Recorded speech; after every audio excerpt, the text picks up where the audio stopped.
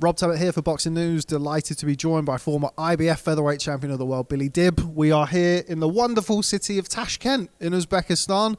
Billy, lovely to see you. How are you? Really good, man. Really good to see you too.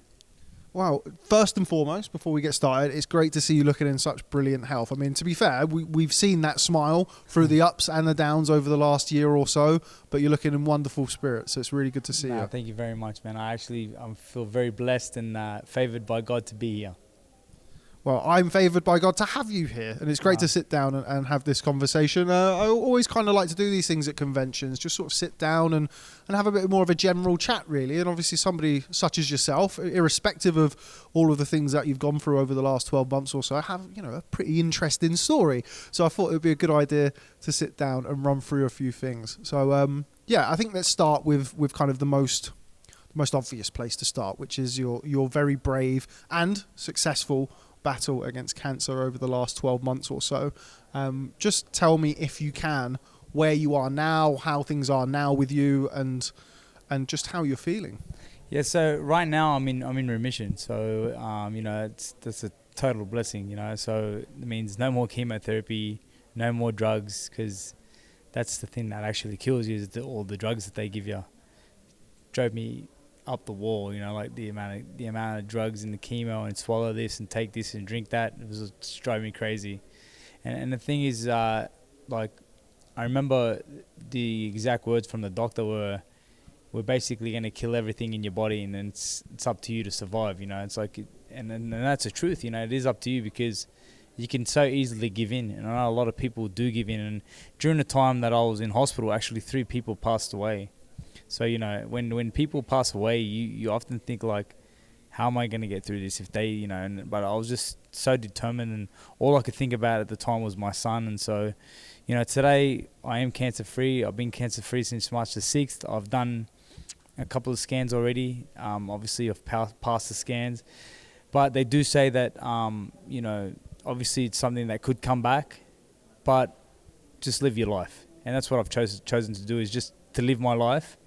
And if it does come back, then I'll deal with it then, but I'm not going to let it consume me, thinking about everything I do, everything I drink, everything I eat. Could that trigger something to come back? Because that's what really goes on in your mind.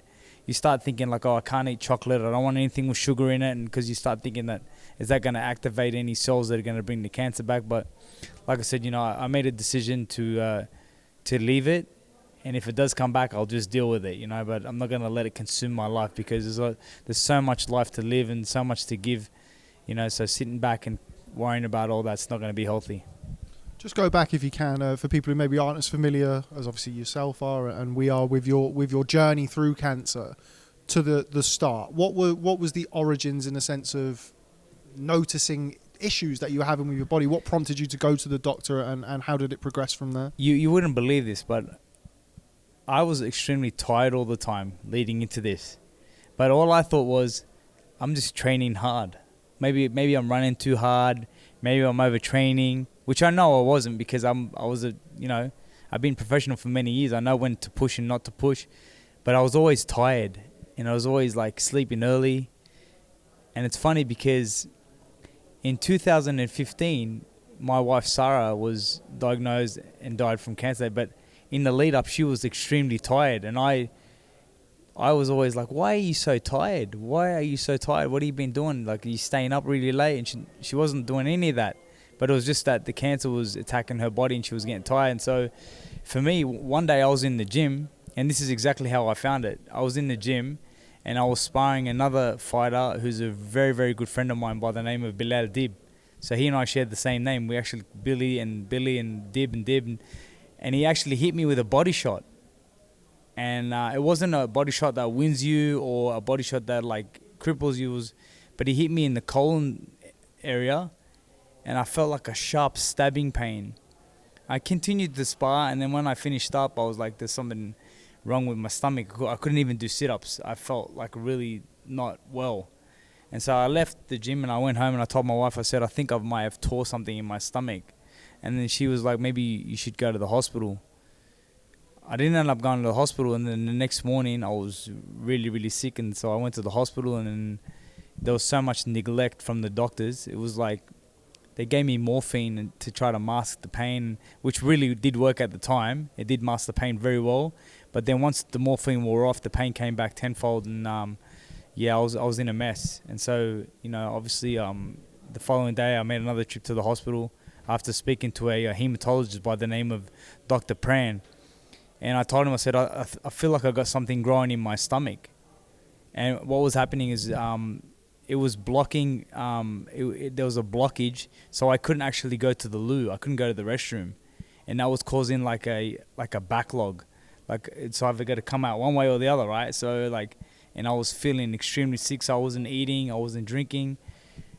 And when I finally went to the hospital, it was like, I passed out from the pain, and then I woke up in the ward, and the doctor come to see me and basically asked what was going on. And I said to him, look, I don't know why, but I got the feeling like I've got cancer. And he's like, no, you don't look like a cancer patient, you don't look like you've got the symptoms of a cancer patient. I was like, but I'm just telling you, it's what I feel. And then that night, they gave me some stuff to flush out my body. Then the following morning, they took me in for a endoscopy, woke me up a few hours later and basically said, look, we've found cancer in your colon area. And I was like, I knew it, I could feel it. Obviously I was very drugged up when he told me that. And then the journey with this cancer started, but they basically did an operation and they pulled out the colon. They took 9 centimeters from the colon, and it was a 9 centimeter tumor in there. So it was a 5 centimeter tumor, but they cut 9 centimeters out to make sure that they've cleaned everything around it. And then the following days, I just was in hospital for about a week. Then the doctor come in and see me. He goes, look, when you start wearing your own clothes, it seems like it's time for you to go home. So he sent me home, and he said, look, we might need you to come back to do a bit of chemotherapy. And I was like, absolutely not doing any of the chemo. I said, if you said you've taken the cancer and it's not there, I'm not doing any chemotherapy. Well, exactly 1 week to that day, I was back in hospital on my knees. They hadn't misdiagnosed me, but they let me go without reviewing the other bloods, and basically said, they told my wife that, oh look, we've misread something, and he's actually got non-Hodgkin's Burkitt lymphoma cancer, which is a very rapid attacking cancer, and you need to bring him back to hospital now. And I just went back to hospital, and that's when the next 5 months of pain started. Describe to me, if you can, that feeling of getting that diagnosis, particularly as we'll come on to discuss, kind of having the tragedy in your family already with your wife and losing her to cancer. How did that feel? What was it like getting that diagnosis the first time? When they first said that I had colon cancer, it was like, and they said that they had taken it out, it was like, I wasn't stressing at all. All I was thinking was about, I need to get back in the gym to get ready for this next fight, because I was going to be fighting George Kambosos. That's what we were working towards. And so then, obviously, I was just thinking about that. But then as I was getting sicker, I started thinking, well, this is actually getting more serious. And then when I actually ended up back in hospital, my mother and I were in the hospital ward, and my mum was saying, there's nothing wrong with you. Like, I got a feeling that nothing wrong with you. You're going to be fine. Shortly after this conversation with my mum, a doctor by the name of Dr. Abir Bhattacharyan walks in the room, and he was very formal and asked if he could sit with me. And just like you and I are sitting right now, he sat directly in front of me. He asked if he could speak in front of that woman. I said, that's my mother, so anything you can say to me, you can say to her.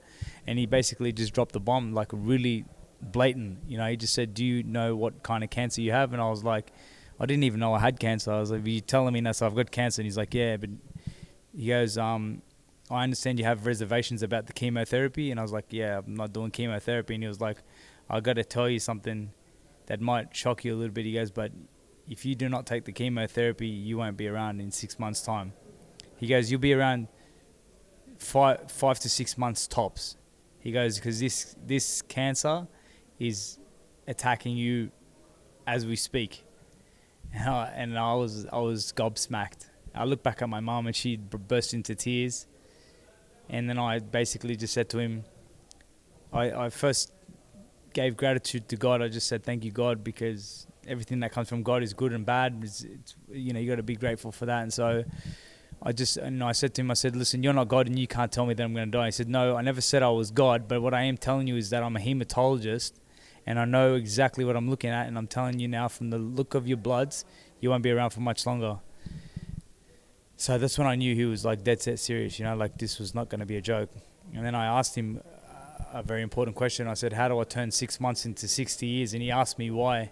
Like, just directly, why do you ask? And I said, I got a 3-year-old son that I needed to walk to school in 2 years' time. And he goes, well, you've just found your reason to fight. And then I was like, well, I'm on board. And he's like, what about all the reservations about the chemotherapy? And then I said to him, look, you need to understand where that comes from. I said, my wife died from cancer in 2015. He's like, really? And I'm like, yeah. And he goes, she died from the chemotherapy. It wasn't the cancer that killed her, because she died in remission, but the chemo killed her. And he's like, I'm sorry to hear that. He goes, but you got to take the chance. And I was like, look, I'm gonna do it. I'm gonna bite the bullet. I got to do it for my son. I don't want to die and my son say I never tried. I wanted my son to know that. So everything that I did from that point on was for my son and my wife and for my family, and to be able to show my son that, hey, look, my dad fought his heart out for me, because I didn't want my son to say, oh, he gave up right away, so he didn't try. And the exact words that the doctor said to me was, this will be an uphill battle. He goes, but you're young and you're strong and you'll get through it. And I said to him, that's such a protocol thing for you to say. And he asked me why I say that. And I said, that's exactly what you told my wife, Sarah, before she passed away. And he goes, well, am I lying though? And I said, no, you're not lying. I said, but it is a protocol thing for you to say. I go, but just so you know, I am not going to die. I go, cancer chose the wrong opponent. And he's like, well, I like that attitude. And basically the next day they transported me to a new hospital, and the battle with this cancer started. You mentioned there your son several times.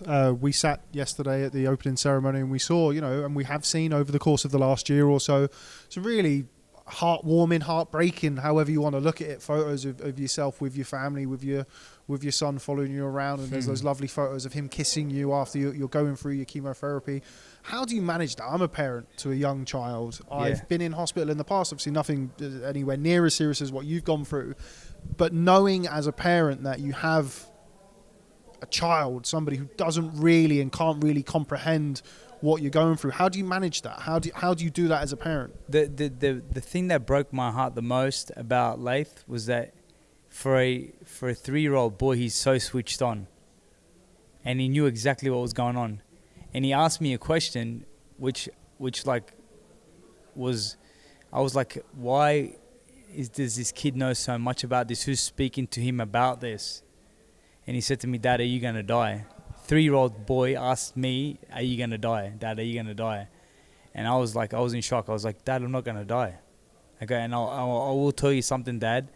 If I do die, I've tried my best, and I'm not gonna, so I actually fought with the hospital. I actually had fights with the doctors about letting me go home, because they wouldn't let him into the ward because he's too young to be around the chemotherapy and the radiation stuff and that.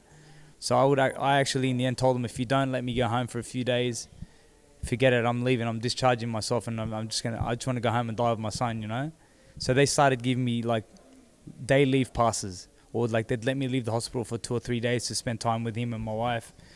And I just feel like I became so close to him, and the way it's like he knew that there was a chance that I might not be around, so he was lapping it up. He was really soaking it up and just trying to, he wouldn't see every night. He'd I need to sleep with my dad. And, my wife would take photos of us sleeping next to each other all the time. And it was the connection was so real, it was but I was shocked to know, how does this kid know about this? It's too much for a 3-year-old kid to know. You mentioned there about your wife. How did she deal with it? How did she process things? And obviously it's, you're the man of the family, you're the husband, you're the father, you're not around for it. When you are around, I'm assuming that you're gravely ill and you're unwell. They always say behind every great man is a great woman, and I'm sure that applies in this scenario. Yeah, the sad thing is for my wife was that, as I was going into the hospital with cancer, my dad was coming out in remission. So my dad had been suffering from prostate cancer for 20 plus years. And then it had sort of moved to his bowel area, and they got it under control, and then he was coming out in remission. And I was going into hospital, but at the same time, my wife's father my father-in-law has been diagnosed with basically a terminal cancer, where it's basically it's eating his liver and stuff, and there's nothing that they can do about it. So, he's basically on borrowed time, and so could you imagine her having to deal with me, her father, and the fact that my dad was just coming out with that. It was a lot to take in, So I was just. That's why I feel so indebted to her as a woman, Like I feel really indebted to her in regards to being able to treat her the best that I can. And everything that I do in my life now is not about me anymore.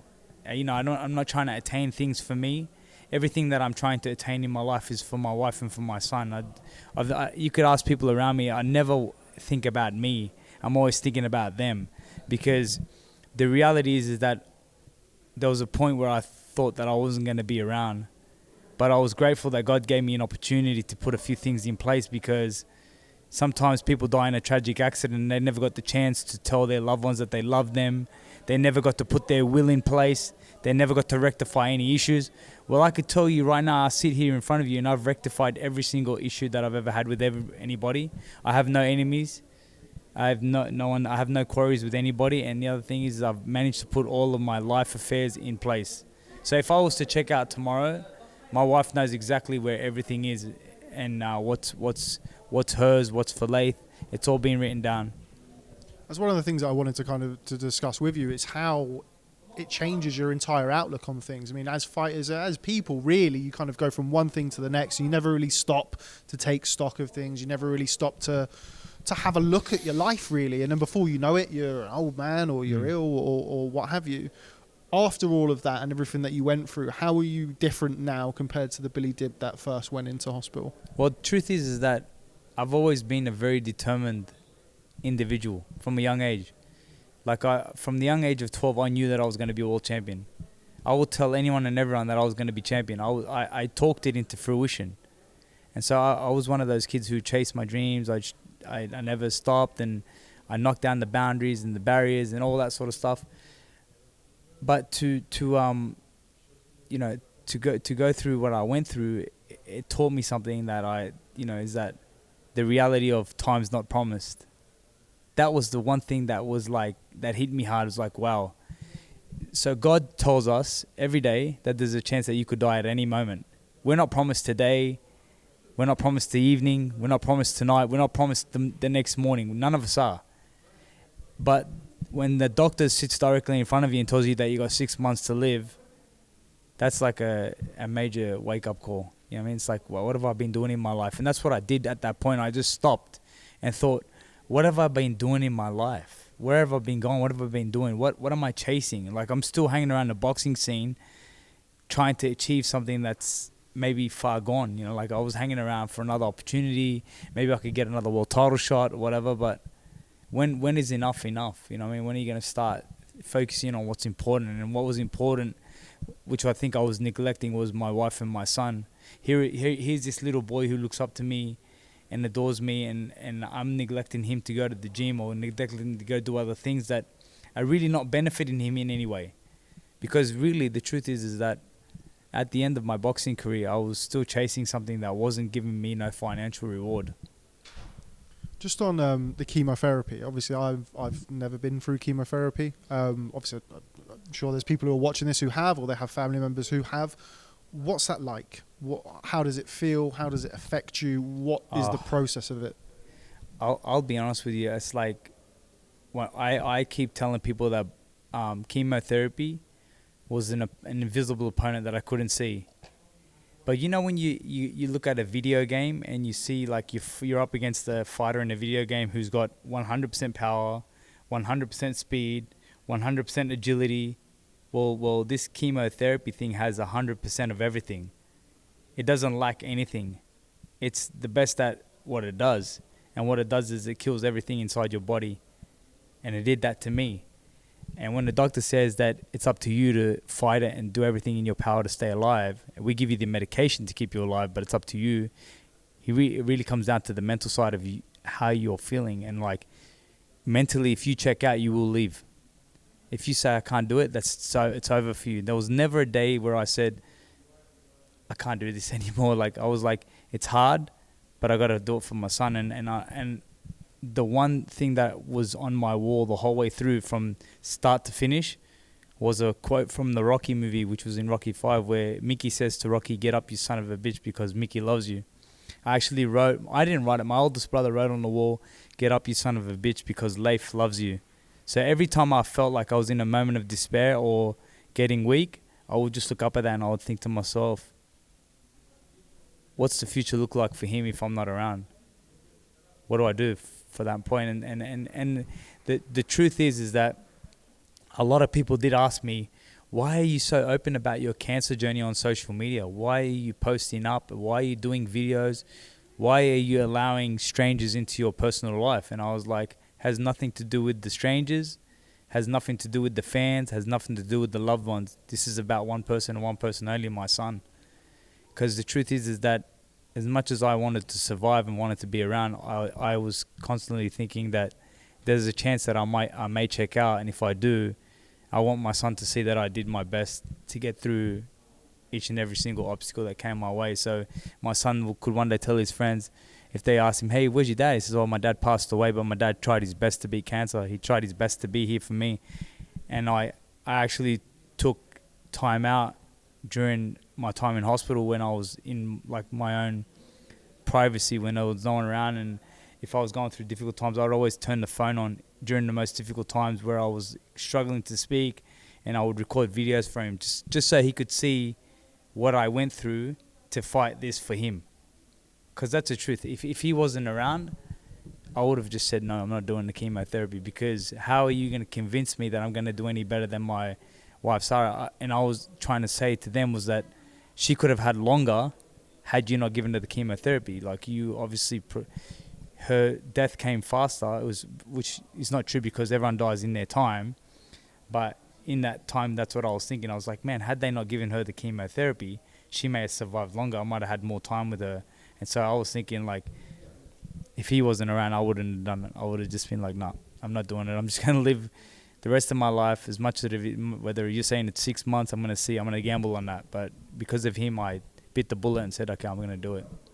And one of the other things that you were very open about throughout the time of your illness, and certainly since as well, was your faith, your religion. You are a Muslim, you're a proud Muslim, a devout Muslim. How did your faith and your belief in God help you through this process? Yeah. I think faith was the most important factor that played a role, and I will say this openly, and I'd say this to everybody. It was a message that I received from a friend of mine and somebody who's like a mentor and somebody I love dearly, whose name's Sid, and he actually sent me a message, and the message read, "You need to surrender." And when he first sent me that message, when I read that first line, I closed the phone because I was like, right off the bat, it's saying you need to surrender. And I was like, this is not what I need to hear right now, because he's asking me to give up. But I was on drugs at that time when I was reading the message. I was on a cocktail of drugs. When I finally sobered up the following day, I actually looked at the phone and read that message, and it actually said you needed to surrender to a higher power. You're not in control here. And that's the truth. I wasn't in control. You know, like when are we ever in control?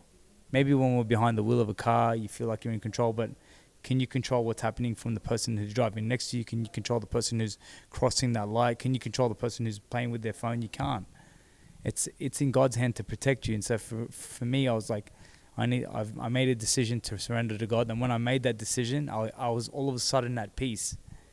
For the first time in the hospital, I was actually at peace, that I made peace with God that I could check out. So I would actually speak to God direct. Like, I felt like that, even though we're told that we can speak to God direct all the time.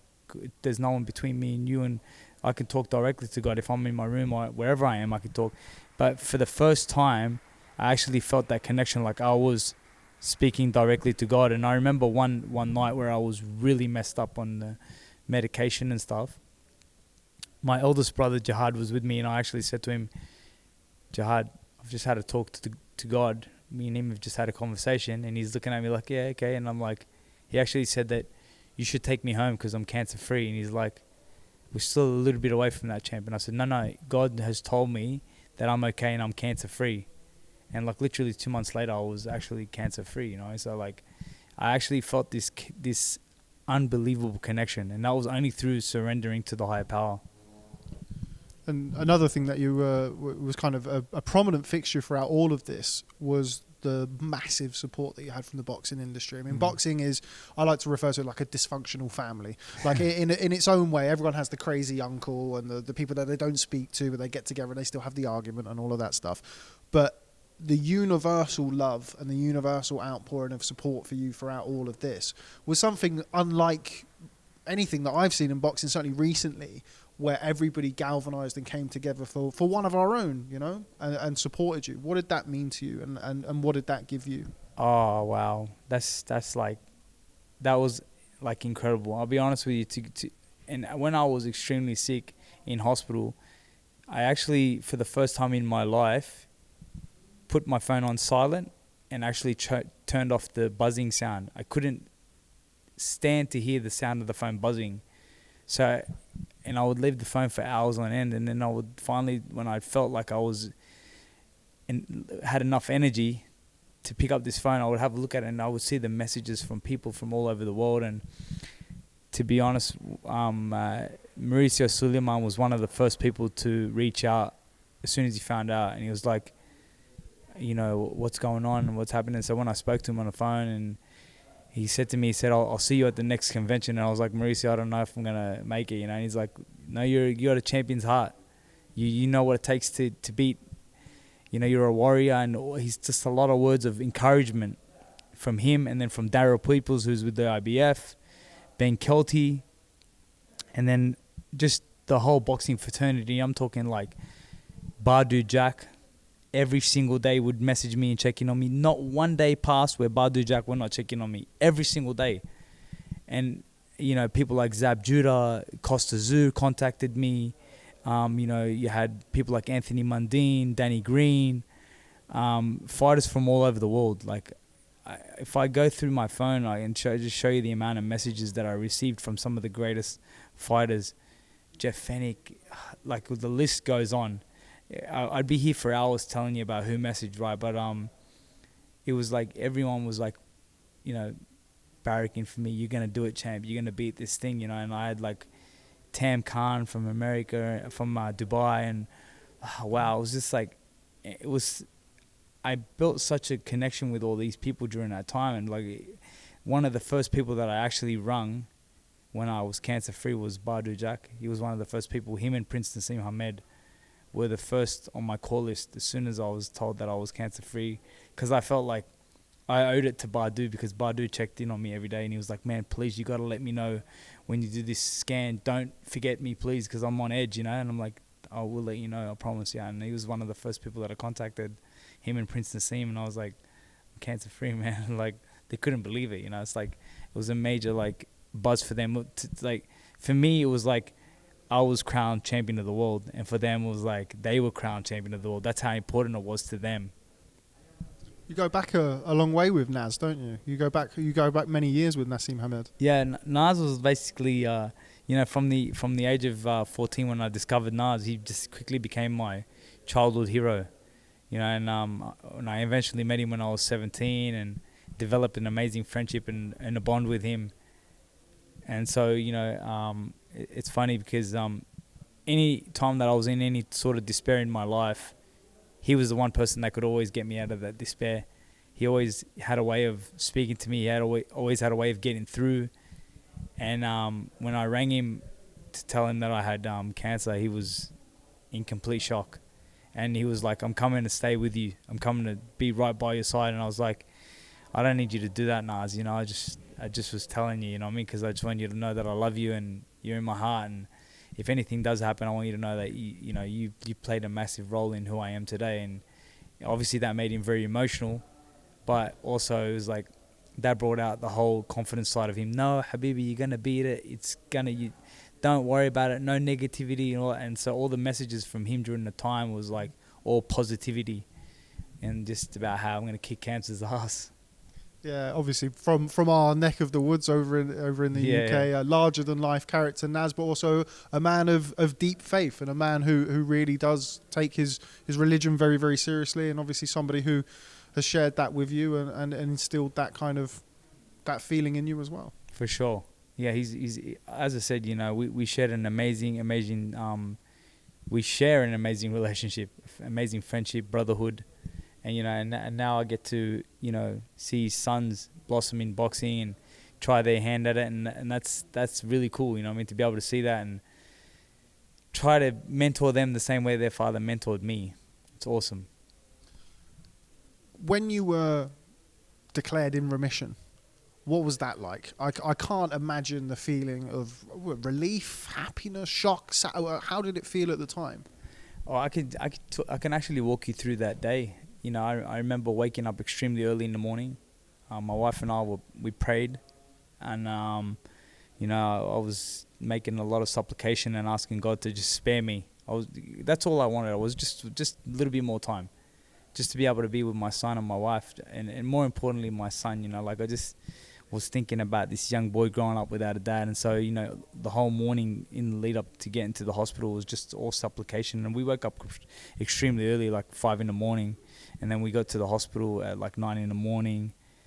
And I remember, you know, giving my wife and my son a hug and being like, I'm going in to do this scan now. And I'll never forget the gentleman who did the scan. He was amazing. Like, he basically told me from the get-go when I did the first scan that he would be on this journey with me and that he would be the only one doing the scans for me. And so when I eventually got there, he like obviously greeted me with a hug, and, you know, and we went in to do this scan. And when I eventually woke up from the scan, I could see the look on his face was like, I didn't know how to read him, you know. And I asked him, I was like, can you tell me, like, and he's like, look, I could lose my job, you know, like it's not my job to tell you, but like, can I just he goes, I'll just tell you that it looks okay, you know what I mean? And that was it. And when he said it looks okay, I was like, oh, that's not, if he was confident that I was cancer free, he wouldn't say that, you know what I mean? Because I sort of felt that we had built that relationship, and I respected that he, you know, I respected his job and respected where he stood with that. It wasn't his job to tell me that. And so when I got in the car, I rang the hematologist, who was Dr. Abi Bhattacharyan, and said to him, Dr. Abi, I've just done the scan and whatever. And he's like, Billy, I can't talk right now. I'm about to go into theater, so I'm going to need to call you maybe tonight or maybe tomorrow morning. And I was like, oh my God. Anyway, before I could say anything, he'd hung up. And I told my wife, I'm like, do they understand what I've been through? Like, for the last several months, and like, now I didn't sleep last night, and now I'm not going to be able to sleep tonight, because I'm thinking, like, I just want to know if it's gone, it's gone. If it's not gone, I just want to deal with it, you know? And so then during the day, when I was standing in the kitchen and my wife was upstairs attending to my son, my phone rang, and it was Dr. Abi Bhattacharyan, and I answered the phone, and I'm like, hello? And he's like, Billy, how you doing? I said, good. He goes, look, I can't talk for too long because I've just stepped out of the theater, but he goes, I got your results. Congratulations, you're cancer free. And before I could say anything, all I said to him was like, really? And he's like, yeah. You know, I go, can I tell people? He's like, yeah, tell everybody. It's no problem. Anyway, I got to go. I'll speak to you tomorrow. And he hung up the phone. And I was like, I was gobsmacked for that moment. I was like, did I hear that correctly? So I ran upstairs and I said to my wife, you wouldn't believe it. I just got a call from Dr. Bhattacharyan. He just rang me right now. She's like, what is that? I said, okay, he told me that I'm cancer free. Anyway, she started crying. My son started like, yeah, like he knew what was going on, right? And I was obviously shed a few tears. And then I was like, I'm going to ring my dad. I rang my dad, my mom, my brothers, my sister. And then, you know, and then we was like, wow. And my brother Jihad was like, be very strategic with how you post this, because everybody's waiting to see what you're going to do. So my wife's like, listen, I've got the greatest idea. Let's just do a sign and we'll get Leif to hold the sign, and that's the end of it. And so we took a video of Leif holding this sign that said, hey guys, my dad is cancer free and in remission. And he was jumping up and down with this sign, and you know what? It was like, got millions of views, and like my phone was like flooded with messages basically that I couldn't open up. I was like, there's no way I can respond. I must have received like 7,000 or 8,000 messages, and I was like, how am I going to respond to all of these. So I just left it alone. Sleep a bit better that night? 100%. It was like relief. It was complete relief, because the truth is that after going through what I had gone through, I wasn't sure that I could do it again. I wasn't sure that I could do the chemotherapy again. And I actually spoke to the doctor and actually voiced that. And he was like, we'll look for other remedies. Don't worry. If it doesn't work, we'll find something else, which could be immunotherapy or could be, radiation and things like that. But I was like, I can't do the chemotherapy anymore. And I did do a few radiation therapy sessions. And obviously they're not very pleasant, but they're not as bad as the chemotherapy. So, but I wasn't sure I could do it anymore. But I think God knew that I had arrived at that point where I was like, I'd had enough of the chemotherapy, and it was like, you know what, let me spare him. How do you go from going through something like that to trying to go back to a normal life? How do you go from being Billy Dib, the world champion, to Billy Dib, the cancer patient, to Billy Dib, the world champion again? How do you do that? How does the mind work that way? I don't really consider myself that world champion anymore. Obviously, the greatest thing is that a lot of people used to tell me, once a champion, always a champion. That title champion can never be taken away from you. But I feel like being here and being at the IBF convention earlier in the year and then being here, that really has like shown me how much I'm appreciated in the world of boxing. And you never think that. Like, I'm here at the WBC convention rubbing shoulders with Julio Cesar Chavez, Costa Tszyu, Roberto Duran, Adonis Stevenson, like the list goes on. Like, and I'm like Evander Holyfield, and I'm having conversations with these people, and like, you got all of these amazing fighters here, and like, I'm a part of it. I'm with these people, so you never look at yourself like that. I never looked at myself like, hey, I'm a legendary fighter or I'm a great fighter. Never. I never gave myself that title. I never acknowledged that I've earned that title. I just felt like, I'm just a regular kid from the burbs of Australia who won a world title and, defended it a few times. But I don't know. It's just like God's been good to me, man. And I feel so, words can't express how happy I've been to be here. And I don't really even want to do anything. I just want to be around the champions, you know what I mean? Like, and to be acknowledged by like Roberto Duran and Chavez and be like, hey, champion, wow. Man, if only these guys knew how much I looked up to them when I was a kid and still do, you know what I mean? Like, these guys are timeless heroes. I mean, you mentioned there about kind of looking up to Chavez, looking up to Duran. I mean, you must be aware now that there's going to be either young fighters, young cancer patients, all types of people who are going to be now looking up to Billy Dib. I'm sure you would have had countless messages, letters, emails, whatever, from people who have been through or are going through a similar thing to you now. And you're not just an inspiration from a boxing sense now. It's something bigger than that. Yeah, it definitely is. See, like, boxing was one thing. And it's funny because, I always thought I had an amazing story. Even prior to having cancer, I was like, man, I've been through so much in my life. Through the ups and downs, missing out on the Olympic Games, losing my championship, trying to get it back, getting robbed, all of those little things that happened. And I thought to myself, I've got a really good story and a really good book to sell. And then all of a sudden, God says, hold on, you're not finished. And I've still got something more to give to you. And he's like, I'm gonna gift you with cancer. You're going to have this cancer disease and you're going to overcome it, and that's going to be another part of your story. And I feel like the platform that it's given me is unbelievable, and the reach that it's given me is crazy, because not only now are you a champion fighter, but you're also a cancer survivor. And when you say cancer survivor, it's like a lot of people don't make it. So when you feel like, wow, God really did favor me in that regard, like He gave me an opportunity to rectify my life. He gave me an opportunity to restart. Like, because I actually feel like from the moment that I was cancer-free, it's like I'm reborn again. I've been given a clean slate. God cleansed me of all my sins and gave me a new slate. And here's this new slate that I'm now living. And obviously, I just feel really, really, like, blessed.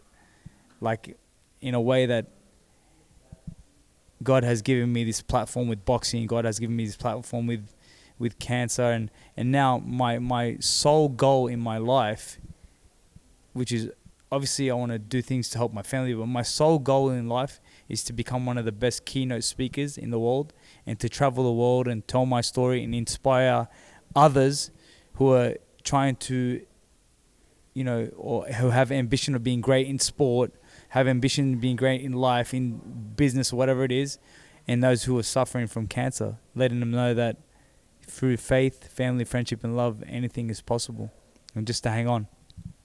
You mentioned there about a book. I think you're probably on the way to a screenplay now. We'll watch this space. You've got your book there. Yeah, so this is my book, which is titled A True Heart, The Fights of My Life. And this is a book about the journey through the ups and downs of boxing, my personal life. I've left nothing unturned in this book. I hid nothing. I revealed everything.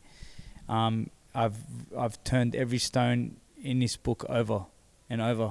I've made sure that I've not hidden everything. I wanted people to know the story about Billy Dib from start to finish. And, it's obviously, this is a book about boxing, yes, but this is a book about life. More importantly, it's a book about overcoming the odds.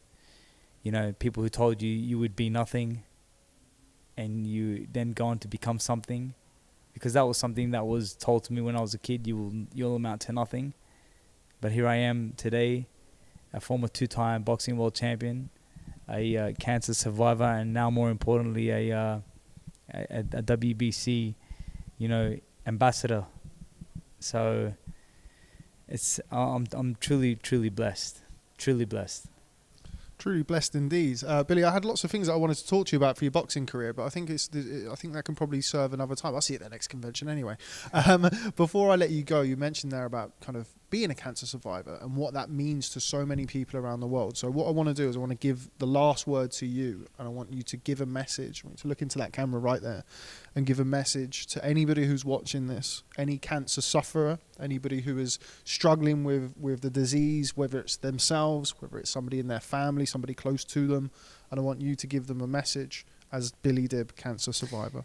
Before I do say that, I do want to say that this autobiography can be purchased at billydib.com, and I've also developed a brand called Believe, which is BILLYVE, and it's on your shirt, right? Yeah, its slogan is Vision, Consistency, Success. And this is a brand that I've developed, and it's a brand about believing in yourself and knowing that through hard work and consistency, anything is possible, and that everything in your life starts with a vision. The consistent approach will only help you find success. So if you are keen on obviously purchasing the brand, you can also go to believe.com. And then my message to anybody who's going through this journey of cancer or is facing any hardship in their life, just listen to what I'm saying, because these were the things that really got me through. You need to surrender yourself to a higher power.